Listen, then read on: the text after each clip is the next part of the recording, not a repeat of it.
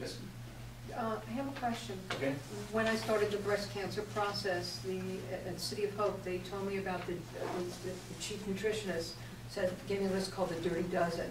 Okay. And on that list, which I shared here as well, but on that list, there were 12 fruits or vegetables that you must never buy right now.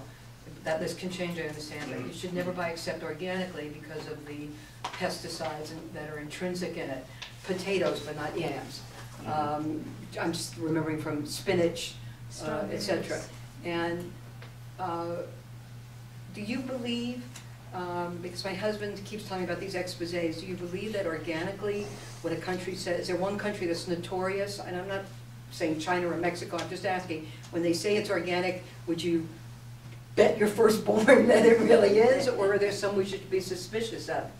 I mean, because yeah. I'm very diligent about those 12 at least. Yeah. You know, That's a great approach to take to it. Yes. Especially with people that have been affected by cancer, where these chemicals can really make a difference. There are some places. Estrogen-based cancer, you got to stay away from. You know, yeah. So there are some things where this can really play a factor in. Now, there's some doctors out there though that will say that, let's say you can't afford, for example, you can't afford to eat organic. That when you have conventional blueberries and organic blueberries, for example, that the benefits of those blueberries, conventionally grown blueberries, will still outweigh the damage of them not being organic. If it's on the Dirty Dozen, I won't do it. But Just can I buy it and freeze it myself? So if it's the right season for blueberries and it's organic and it's on, let's say it's on sale, can I? Because it's going to go in that malted I'll make, you know. Can I freeze it and still get good value from it? Do you think? Depending on what you're using it for, sure. They're not going to pass as fresh anymore, but if you're putting them in a shake, for example, a smoothie or whatever, right. Absolutely. And you believe that when it says organic, there's no country that you wouldn't trust? So off the top of my head, I'd say other countries do have different regulations on it. However, when you look at the USDA certified organics and that sort of thing, there's a lot of very trustworthy sources out there. And for another example, though, when you look at countries like New Zealand, they don't advertise anything organic. However, that's their culture is organic. Really? Their culture is organic. So for us, it's like it's big whoop-de-doo when we see organic. It's like, well, that's the way it should be. New Zealand is like, that's the way it is. I didn't know that, thank you. So they don't use a lot of antibiotics in their animals. They don't use pesticides and chemical fertilizers and that sort of thing. That's not their practice. Thank you. So there are countries out there too that they don't advertise it, but they are. How about the spray that you put on the fruits and vegetables? Does that get the pesticides off? You know, the vegetable wash and that type of stuff? You know, there's a couple different protocols out there that involve like washing your vegetables with a little bit of peroxide, and then washing it with vinegar to neutralize the peroxide, and then washing it with clean water. So there's some different processes out there that doctors believe they suggest that. There's a doctor out of Florida that has a practice similar to the book of the Anti-Cancer, if you're familiar with that book. But he really focuses on thoroughly washing and having this procedure of peroxide. So you don't think the spray stuff works very well? This spray is basically vinegar based. Okay. From the ones that I've researched. Okay. They're watered down vinegar. I mean, we've had some in the kitchens that we've used before and that sort of thing, but it's basically just a diluted vinegar. Okay. There might be some other things in there too, but I really don't think it's necessary, Okay. to be honest with you. If you're really concerned about what you're eating, and you feel like you have to wash it that thoroughly to begin with, you probably shouldn't eat it. So yeah, so I don't believe in that so much. Again, just to touch on why conventional farming has gotten to the way it is. One of the biggest factor is the timeline that it takes to grow both animals and produce, and also the yield. Cows now are larger than they ever have been before. Feed, again, is a factor in that. But the hormones that they add to it, the genetic engineering that they use to really narrow down, okay, we're only going to use this specific, these genetics here because it produce the largest cow. But also the yield, and trying to take a field worth of tomatoes and trying to get 100% yield out of it, which benefits the farmer. So if they can grow faster, if they can grow larger, they weigh more. In a shorter amount of time, the farmer's looking at it from a financial aspect about they're going to make more money. Organic farming has to deal with a little bit different. They have the potential to have a yield loss. When they have animals, for example, let's take a flock of, or a herd of cattle, organic beef, for example. If one of them gets sick, they will treat it. They will treat it with antibiotics, but it comes out of the organic program. And it goes into a conventionally grown, sold as conventional. But in order to be organic, they have to be grown on organic soil. Animals, for example, they need to live on organic dirt or eat organic feed and never get any antibiotics, hormones, or anything along those lines. For conventional, obviously doesn't follow that. If you see an animal product, chicken, for example, labeled all natural, it could be that they were fed organic food, but they weren't on organic dirt.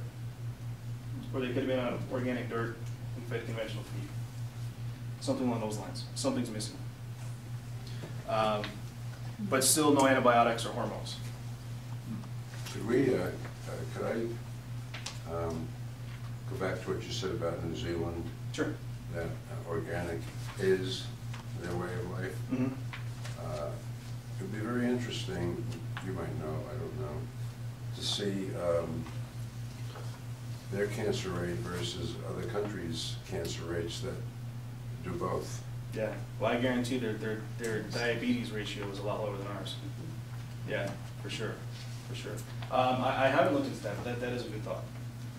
That's a very good thought. And how much produce do they produce that would affect us? I mean, that we have access to, that we could purchase, that we could know was better food. New Zealand grown products is very common here. However, it could be very seasonal. Very seasonal. So during their summer, I think we'll see it more often here. During our colder weather, we see it. And it's probably not even identified as New Zealand grown. Usually it is. It is? Yeah, yeah, but packaging usually it's now. microscopic. If you're looking at an apple, they got those little stickers and it's just, you know, I mean, it's small there, but Okay. lamb is very popular here Trader too. Joe's brings the lamb in from New Zealand, Yeah. who says that? Yeah. Colorado, I think, is a, ma'am? Yeah, on the chicken that you said earlier, you said there's natural. Now, is there a difference between the natural and the organic, and which one is the best one to buy? Organic is the best, Okay. but the conditions to be certified as organic is that they have to eat organic feed, And, okay. never treated with any antibiotics or hormones, and then they also have to live on organic dirt. Their environment has to be organic. But the natural ones do not have one of those Right. variables in there. Exactly, Okay, yeah. thank you. It could be that they conventionally grown feed, and as usually the case is that their corn or whatever it is that they're eating Mhm. is not certified organic. Okay. That's usually it. And they won't use antibiotics or hormones on them, so it is still a much cleaner product than conventionally grown. Okay. For sure. Okay, so it's still the choices, you go organic, natural, Right. and then, Right, okay. right. But you won't see all natural produce, because Okay. the produce is either organic or conventional. Okay, oh, okay. So with produce, but with animals, there's a couple extra things in there because of what they consume and medicine and different things like that. Oh, okay, thank you. Just a quick question, I got a wheelbarrow, I have some land, I mean, I put basil in and all that stuff, and I bought at Lowe's 100% certified organic soil. Mhm. So now I don't know where to get the stuff to put in it. I mean, do I go to hydroponics? Where do I go to get Seeds? organic vegetables? No, vegetables, if I wanna plant my own, where can I really buy? Is it organic seed I want at this point? I mean, again, we're dealing with the desert heat, which is always a Right, trip, right. but I did buy that extra special soil, but I don't know what to put in it.